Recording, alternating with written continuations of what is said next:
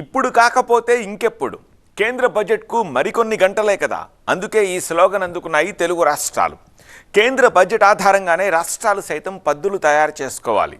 ఇప్పుడు కానీ అడిగినన్ని నిధుల కేటాయింపు ఇవ్వకపోతే రాష్ట్రాల బడ్జెట్ షేక్ అవ్వచ్చు.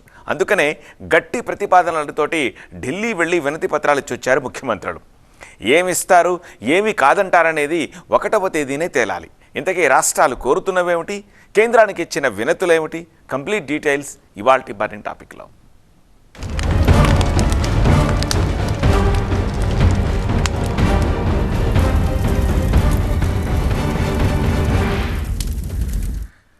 ఏపీలో ఉన్నది కూటమి ప్రభుత్వం, ఎన్డీఏ ప్రభుత్వం. సో వచ్చే కేంద్ర బడ్జెట్లో నిధుల కేటాయింపుపై గట్టిగానే పట్టుబడుతోంది. పనిలో పనిగా వైసీపీ కూడా ఓ కన్నేసి ఉంచుతోంది. వీళ్ళేం అడుగుతున్నారు, కేంద్రం ఏవి ఇవ్వబోతోంది అని గమనిస్తున్నారు.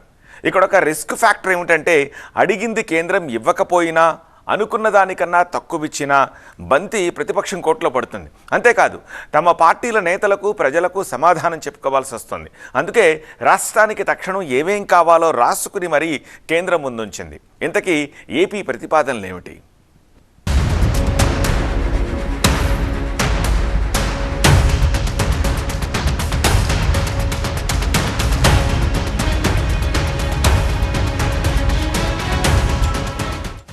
ప్రతి ఏటా కేంద్ర బడ్జెట్ కు ముందు ప్రీ బడ్జెట్ మీటింగ్ ఉంటుంది. రాష్ట్రానికి ఏం కావాలో ఆ సమావేశంలో అడుగుతారు. ఏపీ నుంచి ప్రీ బడ్జెట్ మీటింగ్ కు వెళ్లిన ఆర్థిక మంత్రి పయ్యావుల కేశవ్ కొన్ని ప్రతిపాదనలు చేశారు. ప్రధానంగా అమరావతి రాజధాని నిర్మాణం కోసం మరిన్ని నిధులు అడిగింది ఏపీ ప్రభుత్వం.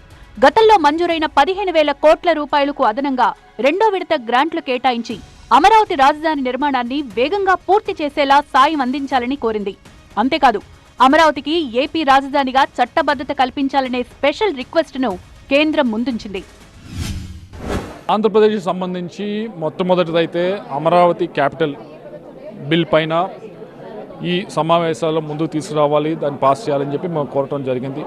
తెలంగాణ ఫామ్ అయినప్పుడు హైదరాబాద్ క్యాపిటల్ అని చెప్పి డిసైడ్ చేయడం జరిగింది. ఆంధ్ర ఫామ్ అయిన తర్వాత మనం అమరావతి క్యాపిటల్ అనుకున్న తర్వాత మీరు అందరూ చూసారు ఏ విధంగా 2019 నుంచి 24 దాకా ఎటువంటి కన్ఫ్యూజన్ నడిచింది. అటువంటి కన్ఫ్యూజన్ తెరదించాలి అంటే లెజిస్లేటివ్గా పార్లమెంట్లో ఈ బిల్ పాస్ చేసి అమరావతి క్యాపిటల్ అని చెప్పి నిర్ణయిస్తేనే తెరదిగుతుందని చెప్పి కోరడం జరిగింది. అమరావతితో సమానంగా ప్రాధాన్యత ఉన్న ప్రాజెక్ట్ పోలవరమే. 2027 నాటికి పోలవరం పూర్తి చేస్తామనే డెడ్ లైన్ ఇచ్చింది ఏపీ ప్రభుత్వం. ఇందుకు కేంద్రం సహకారం కూడా అవసరం. ఈ విషయంలో ప్రతిపక్ష వైసీపీ కూడా కేంద్రం దగ్గర ప్రతిపాదనలు పెట్టింది. రాష్ట్రానికి ఉపాధి హామీ నిధులతో పాటు పోలవరం త్వరితగతిన పూర్తి చేయడానికి సహకరించాలని వైసీపీ కోరింది. పార్లమెంటు సెషన్లో మేము గట్టిగా అడగడం వల్లనే ఈ మన్రేగా నిధులు రిలీజ్ అయ్యాయి. మేము పార్లమెంట్లో గొడవ చేసాము, ఆల్ పార్టీ మీటింగ్లో గొడవ చేసాము. మన్రేగా నిధులు 7 నెలలుగా విడుదల కాలేదంటే మేము మాట్లాడిన మరుసటి రోజే రాష్ట్రానికి నిధులు వచ్చాయి. మా లీడర్ అదేవిధంగా మిగతా విషయాల్లో కూడా గట్టిగా పట్టుపెట్టమన్నారు. ముఖ్యంగా 30,000 కోట్లు ఈరోజు పోలవరంలో నష్టం జరిగే పరిస్థితి ఉంది. ఈరోజు కుదిచ్చారు మనకి ఇచ్చే డబ్బులు, దానిపైన కూడా గట్టిగా పోరాడతాము. రాష్ట్రం అడుగుతోన్న మెయిన్ ప్రాజెక్ట్ పోలవరం నల్లమల సాగర్. రాజస్థాన్, మధ్యప్రదేశ్ రాష్ట్రాల్లో 11 నదుల అనుసంధానానికి కేంద్ర ప్రభుత్వం 40,000 కోట్ల రూపాయలు మంజూరు చేయడంతో అదే తరహాలో పోలవరం నల్లమల సాగర్ ప్రాజెక్టు కూడా కేంద్రం సాయం అందించాలని విజ్ఞప్తి చేసింది ఏపీ. ఈ బడ్జెట్ సమావేశాల నేపథ్యంలో సీఎం చంద్రబాబు ప్రత్యేకంగా ఢిల్లీ వెళ్లారు. కేంద్ర మంత్రి నిర్మలా సీతారామన్ను కలిసి అమరావతి, పోలవరం ప్రాజెక్టుకు నిధులతో పాటు రాష్ట్రానికి కావలసిన ప్రతిపాదనలు కూడా అందించారు. గోదావరి, కృష్ణా, పెన్నాని మనం కలుపుదామని ప్రయత్నిస్తూ ఉన్నాము. దానికి సంబంధించి కేవలం ఆంధ్రప్రదేశ్ సంబంధించి కాదు, ఇది దేశం మొత్తం మీద కూడా చర్చ జరగాలి. ఇది ముందుకు తీసుకెళ్లవలసిన అవసరం ఉందని చెప్పి కోరటం జరిగింది. డిప్యూటీ సీఎం పవన్ కళ్యాణ్ ఢిల్లీ వెళ్లడం, అది కూడా సరిగ్గా కేంద్ర బడ్జెట్ ను ప్రవేశపెట్టడానికి ముందు వెళ్లడంతో ఆ పర్యటనంతా రాష్ట్రానికి నిధులు రప్పించడానికే అనే చర్చ జరిగింది.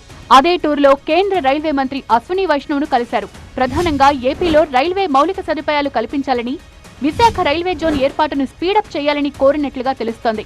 అంతేకాదు పిఠాపురం రైల్వే స్టేషన్ ను మోడల్ స్టేషన్ గా డెవలప్ చేయాలని విజ్ఞప్తి చేసినట్లు చెప్తున్నారు.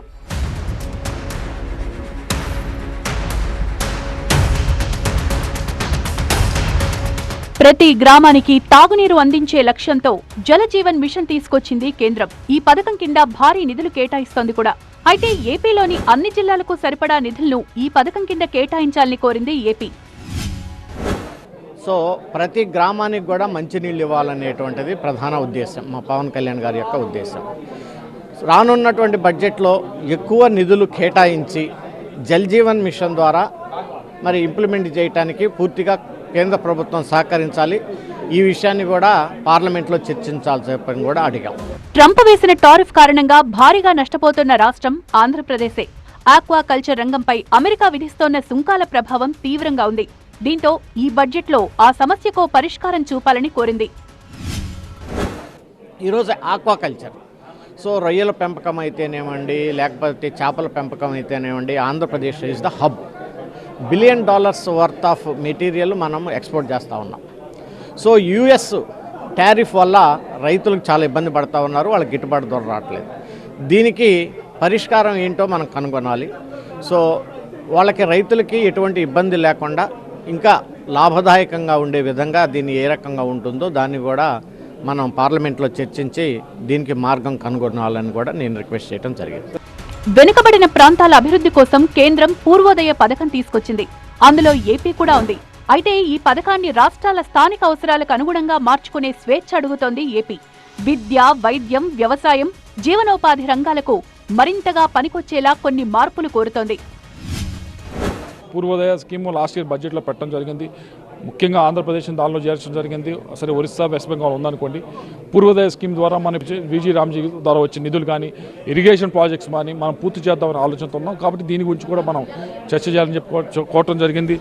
రాయలసీమ ప్రాంతాన్ని గ్లోబల్ హార్టికల్చర్ హబ్గా అభివృద్ధి చేయాలని ప్రతిపాదనను కేంద్రం ముందుంచింది ఏపీ.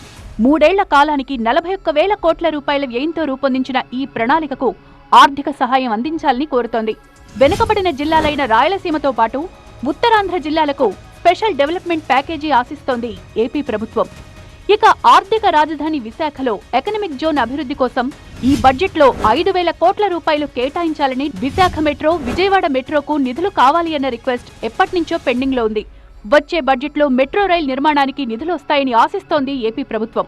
వీటితో పాటుగా మెగా ఇండస్ట్రియల్ హబ్లు, పోర్ట్ బేస్డ్ ఇన్ఫ్రాస్ట్రక్చర్ కు నిధులివ్వాలని అడుగుతోంది.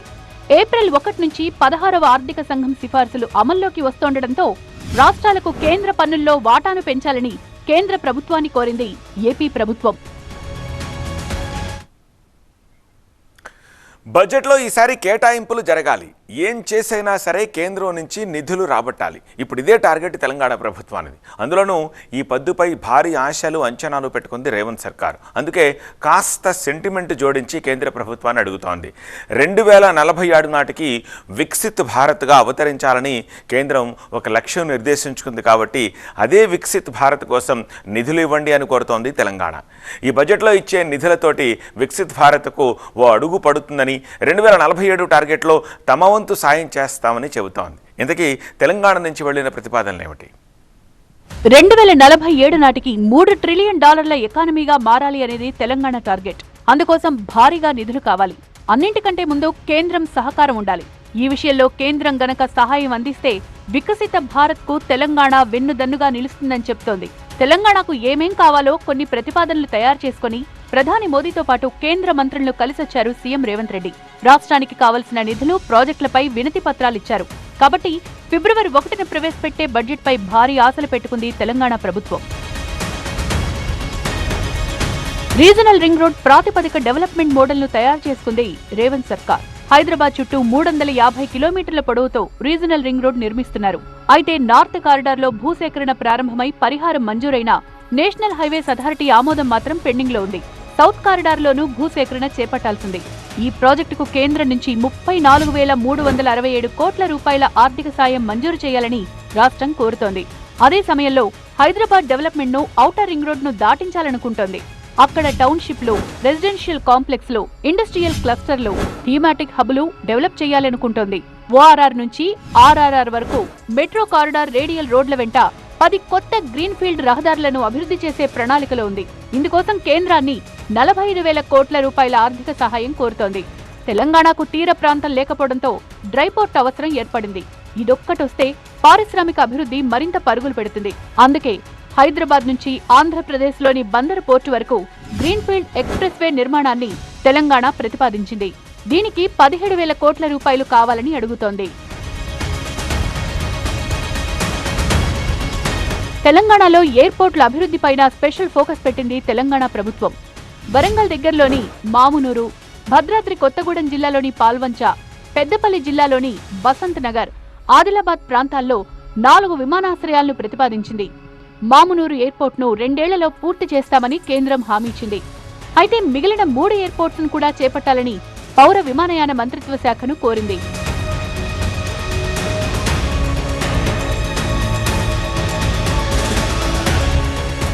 ఇక రైల్వే కనెక్టివిటీ. తెలంగాణలో రైల్వే కనెక్టివిటీ తక్కువ. పారిశ్రామిక అభివృద్ధి కోసం Vikarabad Krishna, Kalwakurthy Macherla, Gadwal Dornakal, Kacheguda Jaggayyapeta, Patancheru Adilabad, Bodhan Latur road, Akkannapeta bypass, Pandurangapuram Bhadrachalam road వంటి రైల్వే మార్గాలను నిర్మించాలని రైల్వే మంత్రిత్వ శాఖకు ప్రతిపాదనలను పంపించింది. రాష్ట్రానికి మరిన్ని నేషనల్ హైవేస్ కోరుతోంది తెలంగాణ. కొన్ని స్టేట్ హైవేల్నే నేషనల్ హైవేస్ గా మార్చాలని అడుగుతోంది. అలా చేస్తే జిల్లా కేంద్రాలను, పారిశ్రామిక కారిడార్స్ ను, పర్యాటక యాత్రా కేంద్రాలను అనుసంధానించినట్టవుతుందనేది తెలంగాణ ప్రభుత్వ వాదన.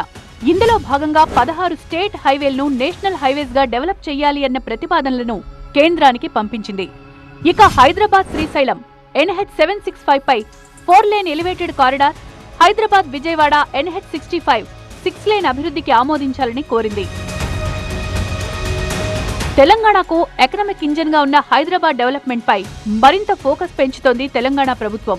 ఇందుకోసం మెట్రో రైల్ ఫేజ్ 2 అత్యవసరమని భావిస్తోంది. అందుకే మెట్రో ఫేజ్ 2 విస్తరణ ప్రతిపాదనలను కేంద్రం ముందుంచింది. ఫేజ్ 2Aలో భాగంగా 76.4 కిలోమీటర్ల మెట్రో లైన్ కు 24,269 కోట్లు, ఫేజ్ 2Aలో భాగంగా 86.1 కిలోమీటర్ల మెట్రో లైన్ కు 19,759 కోట్ల రూపాయలు అందించాలని కోరుతోంది. దీన్ని కేంద్ర రాష్ట్ర ప్రభుత్వాల 50-50 జాయింట్ వెంచర్ గా చేయాలని కూడా ప్రతిపాదించింది. మూసీ పునరుజ్జీవం చేసి తీరాలనే గట్టి సంకల్పంతో ఉంది తెలంగాణ ప్రభుత్వం. ముందుగా బాపుఘాట్ ను గాంధీ సరోవర్ గా అభివృద్ధి చేయాలి అనుకుంటోంది. దీంతో పాటు మూసీలోకి మురుగునీరు చేరకుండా ఓ ప్రాజెక్టు ప్రతిపాదించింది. దీనికి భూ హక్కుల బదిలీ అవసరం. దీన్ని వేగవంతం చేయడంతో పాటు ప్రాజెక్టు వ్యయంలో 60% గ్రాంట్ గా ఇవ్వాలని కేంద్రాన్ని కోరుతోంది. మురుగునీటి నెట్వర్క్ అభివృద్ధికి 17,212 కోట్ల రూపాయల సాయం అడుగుతోంది. దీన్ని అమృత్ 2.0గా అయినా లేదా ప్రత్యేక ప్రాజెక్టుగా అయినా పరిగణించాలని విన్నవించింది.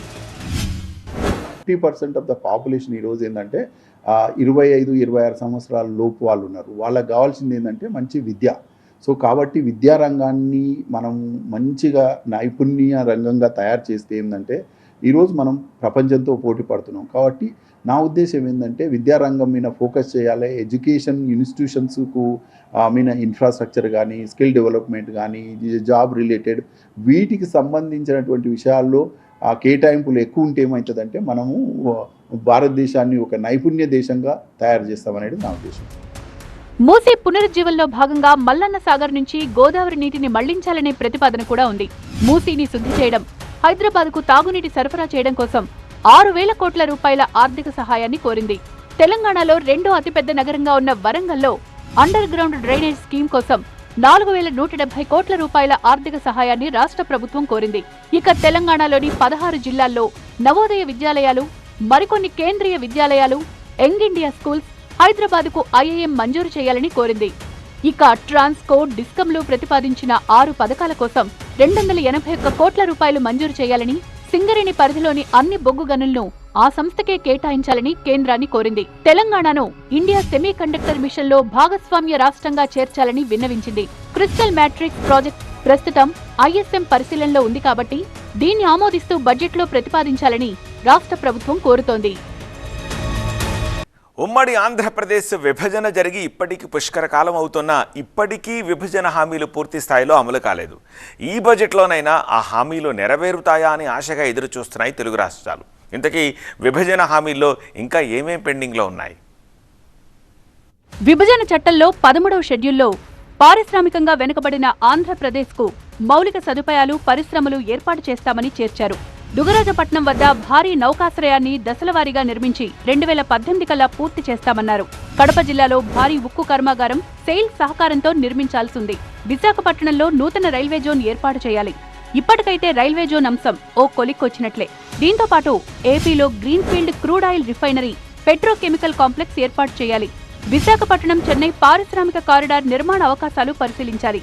ఏపీ కొత్త రాజధాని నుంచి హైదరాబాద్కు ర్యాపిడో రైల్ రోడ్డు అనుసంధానం చేయడానికి కేంద్రం చర్యలు తీసుకోవాలి. విశాఖపట్నం, విజయవాడ, గుంటూరు, తెనాలిలో మెట్రో రైల్ సౌకర్యం ఏర్పాటుకు చర్యలు తీసుకోవాలి. ఏపీ పునర్వ్యవస్థీకరణ చట్టం ప్రకారం తెలంగాణలో ఉక్కు కర్మాగార ఏర్పాటుకు సాధ్యాసాధ్యాలు పరిశీలించాల్సింది. అయితే దీనిపై ఓ నివేదిక తయారు చేయడానికి ఏదైనా ఏజెన్సీకి బాధ్యతలు అప్పగించాలని మరోసారి కేంద్రాన్ని కోరింది తెలంగాణ ప్రభుత్వం. మొత్తంగా మిగిలిన విభజన హామీలను ఈ బడ్జెట్లోనైనా అమలు చేయాలని రెండు రాష్ట్రాలు కోరుకుంటున్నాయి.